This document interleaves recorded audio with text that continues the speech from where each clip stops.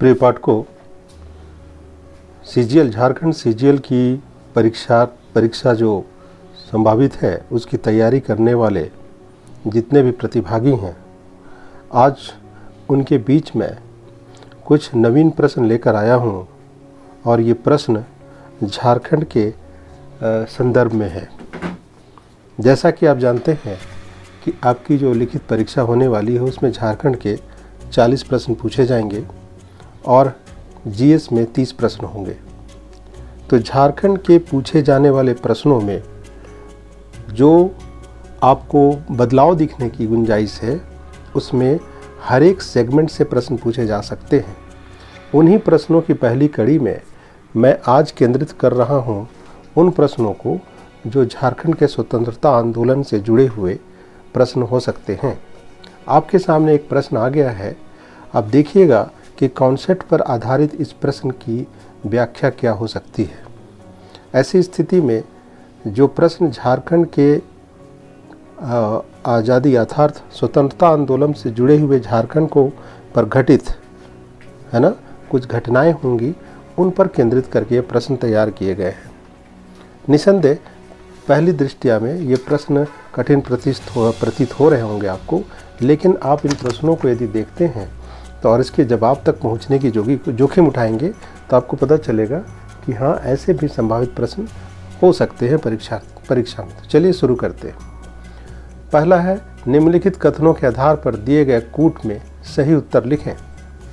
देखिएगा 4 कथन दिए हुए हैं और ये चारों कथन उस कालखंड के हैं जब झारखंड में स्वतंत्रता आंदोलन से जुड़ी हुई अन्य घटनाएं संचालित हो रही थीं। कथन नंबर 1 है, झारखंड में असहयोग आंदोलन के दरमियान लोहरदगा और रांची में राष्ट्रीय विद्यालय की स्थापना की गई थी। कथन 2 है, कांग्रेस के रामगढ़ अधिवेशन में महात्मा गांधी ने राम नारायण सिंह को छोटानागपुर केसरी की उपाधि दी थी। तीसरा, गांधी जी का 5वीं बार झारखंड आगमन का उद्देश्य राष्ट्रीय विद्यालय हेतु कोष एकत्रित करना था। चौथा, गांधी जी के 6ठी बार झारखंड आने पर टाटा प्रबंधन और लेबर यूनियन के बीच का विवाद शांत हुआ। तो आपने देखा कि कुछ विशेष कालखंड में घटित कुछ घटनाओं को मैंने एक सिलसिलेवार लिखने की कोशिश की है और आपसे अपेक्षा की जा रही है कि उक्त कथनों में सही उत्तर का चयन करें। कूट है ए, पहला का ए और 2, दूसरा का 1, 3, 4, तीसरा का 3 और चौथा का ये सभी। तो आपके लिए जवाब मैं प्रस्तुत करने जा रहा हूं। इसका सही जवाब जो है वो है डी नंबर, अर्थात डी नंबर जो है ये सभी। तो इसकी थोड़ी सी व्याख्या मैं कर दूं कि राम नारायण सिंह, जिसे छोटानागपुर केसरी के नाम से भी जानते हैं, वो चतरा जिले के तेतरिया गांव के रहने वाले थे और इन्होंने 1919 ईस्वी में असहयोग आंदोलन में भाग लिया था। इसी तरह किसी एक और कथन की मैं व्याख्या करूं तो गांधी जी के 6ठे झारखंड यात्रा जमशेदपुर में टाटा प्रबंधन और मजदूर यूनियन के बीच के विवाद के समाधान से जुड़ी थी और 1921 से चला हुआ ये विवाद 1925 में शांत हुआ था। तो आपने देखा कि एक प्रश्न के जवाब तक पहुंचने की कड़ी में 4 कथनों से होकर गुजरना पड़ा। तो ऐसे भी संभावित प्रश्न आपको परीक्षा में देखने को मिल सकते हैं। झारखंड सीजीएल की परीक्षा हो, चाहे आने वाले दिनों में झारखंड की जेपीएससी की परीक्षा हो, उसमें इस तरह के प्रश्न आपको अपेक्षित होंगे। प्रश्न संख्या 2, देखिए इस प्रश्न में आप झारखंड में हुए सविनय अवज्ञा आंदोलन के दरमियान हुए घटनाओं और गतिविधियों पर आपको विचार करना है। 4 कथन पुनः आपके समक्ष हैं। कथन 1 जो है वो कहता है कि वर्ष 1929 ईस्वी में छोटानागपुर उन्नति समाज के द्वारा छोटानागपुर राज्य के गठन हेतु साइमन कमीशन को प्रस्ताव पत्र दिया गया था। कथन 2 है, रांची में एसके सहाय के नेतृत्व में साइमन कमीशन वापस जाओ के नारे के साथ साइमन कमीशन का बहिष्कार करने का प्रस्ताव पारित हुआ था। फिर कथन नंबर 3 है, वर्ष 1929 ईस्वी में हजारीबाग में साइमन कमीशन को काला झंडा दिखाकर विरोध किया गया था। और चौथा कथन, सविनय अवज्ञा आंदोलन के दरमियान विदेशी वस्तुओं की दुकानों में पिकेटिंग करने वाले स्वतंत्रता सेनानी नंद कुमार साहू की हत्या कर दी गई थी। तो देखिए कि एक ही घटना के संदर्भ में झारखंड के विभिन्न प्रांतों में, विभिन्न क्षेत्रों में जो घटनाएं घटी हुई, उनको एक क्रमिक रूप देने की कोशिश की गई है। आपसे अपेक्षा की गई है कि इन कथनों में कौन से कथन सत्य हैं इसकी पुष्टि करें। तो विकल्प संख्या ए में 1 है, विकल्प संख्या 2 में सिर्फ 2 है, विकल्प संख्या 3 में 1, 2, 3 है और चौथा सभी विकल्प सही है। उपरोक्त विकल्पों में आपको सही विकल्प चुनना है। तो व्याख्या के संदर्भ में मैं बताऊं तो चौथा विकल्प जो है था सभी विकल्प सही है, इसका सही आंसर होगा।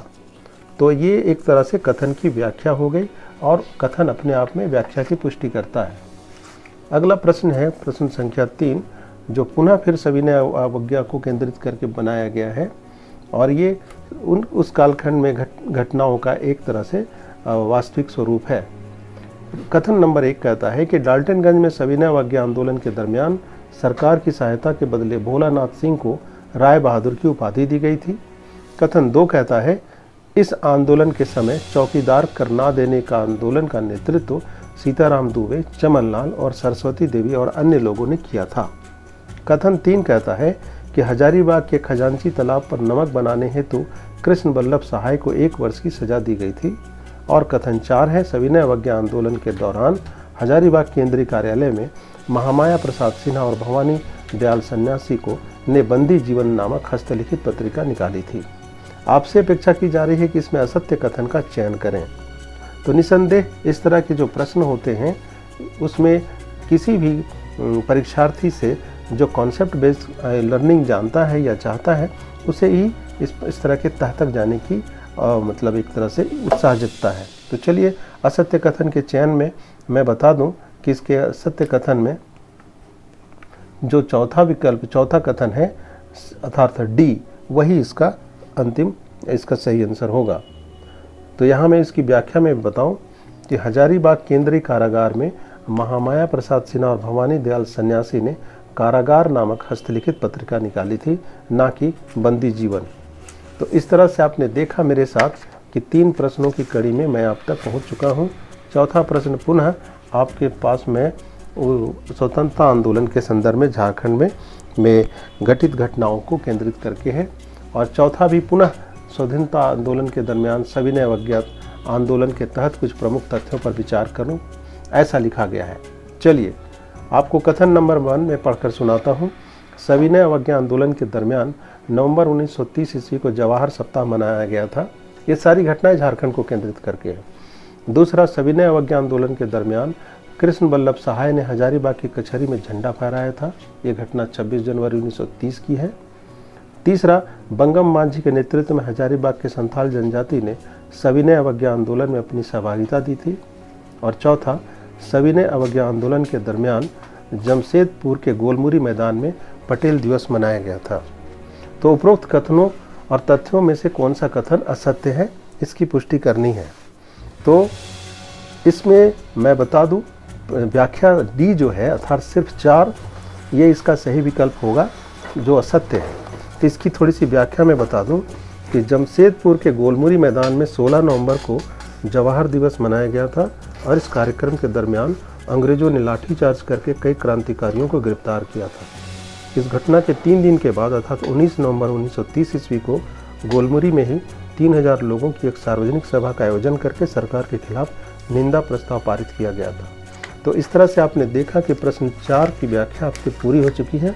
प्रश्न 5 में मैं पढ़ने की कोशिश करता हूँ। जितने भी पाठक हैं वो गंभीरता से इसको प्रश्नों को गंभीरता से देखें। 5वां प्रश्न है, झारखंड में सविनय अवज्ञा आंदोलन से जुड़े घटनाक्रमों पर विचार करें। पुनः 4 कथन है। सविनय अवज्ञा आंदोलन के दरमियान जवाहर सप्ताह नवंबर 1930 को मनाया गया था। अगला कथन है 1932 के इस आंदोलन के दूसरे चरण में अंग्रेजों के द्वारा अभिनव भारत नामक संगठन पर प्रतिबंध लगा दिया गया था। तीसरा, सविनय अवज्ञा आंदोलन के प्रचार प्रसार के लिए कैदी नामक पत्रिका का लेखन रामवृक्ष बेनीपुरी द्वारा किया गया था। और चौथा, सविनय अवज्ञा आंदोलन के समय संपूर्ण किसान आंदोलन का नेतृत्व यदुवंश सहाय ने किया था। इन चारों कथनों को दृष्टिगत रखते हुए जो विकल्प दिए गए हैं उसमें असत्य विकल्प का चयन करना है। और इसमें ए, बी, सी, डी में आप देख रहे हैं कि सिर्फ ए के अंतर्गत, बी 2 और 3, सी में सिर्फ 3 और चौथे में डी अर्थात सिर्फ 2। इसकी व्याख्या में बताऊं तो सही जवाब है इसका डी। तो डी के अंतर्गत जो थोड़ी सी व्याख्या आपके लिए वांछित है वो यह कि आंदोलन के दूसरे चरण में तरुण संघ नामक संगठन पर प्रतिबंध लगाया गया था और तरुण संघ द्वारा स्वाधीनता आंदोलन का आयोजन रांची जिला में किया गया था। इसका नेतृत्व पूर्णचंद मिश्रा ने किया था। तो इस तरह से 5 प्रश्नों की व्याख्या मैं अब तक पूरी कर चुका हूँ। छठे प्रश्न की ओर आपको लेकर चलता हूँ। छठा प्रश्न है, छठे को छोड़कर 7वां में आता हूँ। 7वां है, कांग्रेस के रामगढ़ अधिवेशन के संदर्भ में निम्न में से कौन सा कथन असत्य है। तो पुनः आप चलिए चारों विकल्प कथनों पर विचार करते हैं हम लोग। रामगढ़ अधिवेशन का सभास्थल का नाम मजहर उल्लक के नाम पर मजहर नगर रखा गया था। दूसरा, इसी अधिवेशन में सुभाष चंद्र बोस के नेतृत्व में अखिल भारतीय फॉरवर्ड ब्लॉक का जन्म हुआ। तीसरा, मौलाना अबुल कलाम आज़ाद को स्वागत समिति का अध्यक्ष बनाया गया था। और चौथा, रामगढ़ में ही मानवेंद्र नाथ राय ने रेडिकल डेमोक्रेटिक पार्टी की स्थापना की थी। चलिए इसके विकल्प पर मैं देखूं तो पुनः आपको 4 विकल्प दिए गए हैं और इसका सही विकल्प है सी, अर्थात जो इसमें 3 लिखा हुआ है। इसके संदर्भ में बताऊं कि कथन 3 जो है उसमें मौलाना अबुल कलाम का जिक्र है, जबकि वो राजेंद्र प्रसाद जो थे स्वागत समिति के अध्यक्ष थे। तो इस तरह से आपने देखा कि 7 प्रश्नों पर मैं आपको लेकर चला हूं और ये प्रश्न आपके कॉन्सेप्ट पर आधारित प्रतीत होते हैं। 8वां प्रश्न है, भारतीय राष्ट्रीय कांग्रेस के रामगढ़ अधिवेशन के संदर्भ में निम्नलिखित कथन घटनाक्रमों पर विचार करें। रामगढ़ अधिवेशन में रेडिकल डेमोक्रेटिक पार्टी की नींव एम.एन. राय ने रखी थी। दूसरा, जवाहरलाल नेहरू के द्वारा रामगढ़ के कांग्रेस अधिवेशन में सत्याग्रह का प्रस्ताव रखा गया था। तीसरा, भारतीय राष्ट्रीय आंदोलन का 51वां अधिवेशन रामगढ़ में आयोजित किया गया था। और चौथा, इस अधिवेशन के सभा स्थल के मुख्य द्वार का नामकरण बिरसा मुंडा के नाम पर किया गया था। तो उपरोक्त कथनों में पुनः आपको असत्य विकल्प या विकल्पों को चिन्हित करना है। तो आप देख रहे हैं ए में सिर्फ ए, बी में सिर्फ 2, सी में 2 और 3 और डी में सिर्फ 3। तो आप इसकी व्याख्या में सिर्फ 3 जिसमें दर्ज है आप उसको नामांकित करेंगे, अर्थात डी विकल्प। तो रामगढ़ अधिवेशन के 51वें अधिवेशन के रूप में आयोजित किया गया था। इसकी व्याख्या, यह अधिवेशन कांग्रेस का झारखंड में पहला और एकमात्र अधिवेशन था। इस अधिवेशन की अध्यक्षता मौलाना अबुल कलाम आज़ाद ने की थी और इस अधिवेशन के बाद 5 वर्षों तक कांग्रेस का कोई अधिवेशन आयोजित नहीं हुआ था। और इसी अधिवेशन में खादी प्रदर्शनी का आयोजन लक्ष्मी नारायण की देखरेख में हुआ था। और 51वां अधिवेशन 1937 ईस्वी में फैजपुर में आयोजित किया गया था। तो 8 प्रश्न आप तक मैं साझा कर चुका हूँ। 9वें प्रश्न की ओर आपको लेकर चलता हूँ। 9वां प्रश्न है, गांधी जी झारखंड आगमन और उनकी तिथियों का सही मिलान करें। तो एक तरफ आप आगमन और दूसरी तरफ तिथियाँ लिखी हुई हैं। ABCD के अंतर्गत गांधी जी के आगमन के 4 आगमन का जिक्र है और उनका तिथि क्रम दूसरे हिस्से में जिक्र है। आपको कूट से मिलान करना है। तो इसकी कूट की व्याख्या में सी विकल्प जो है ये सही है, अर्थात आप देख रहे हैं सी विकल्प, इसका सही मिलान करके आप देख सकते हैं। प्रश्न संख्या 10। चलिए महात्मा गांधी की झारखंड की मैं 10वें प्रश्न की ओर ले जा रहा हूँ आपको। महात्मा गांधी की झारखंड की प्रथम 4 यात्राओं का संबंध किस आंदोलन से था। तो आपको 4 विकल्प दिए गए हैं, असहयोग आंदोलन, चंपारण आंदोलन, व्यक्तिगत सत्याग्रह, मील मजदूर आंदोलन। इसकी व्याख्या में सही जवाब है, विकल्प में सही जवाब है बी, अर्थात चंपारण आंदोलन। तो मैं बता दूं व्याख्या में कि महात्मा गांधी ने कुल 11 बार झारखंड की यात्रा की थी और ये यात्राएं 1917 से लेकर 1940 के मध्य हुई थी।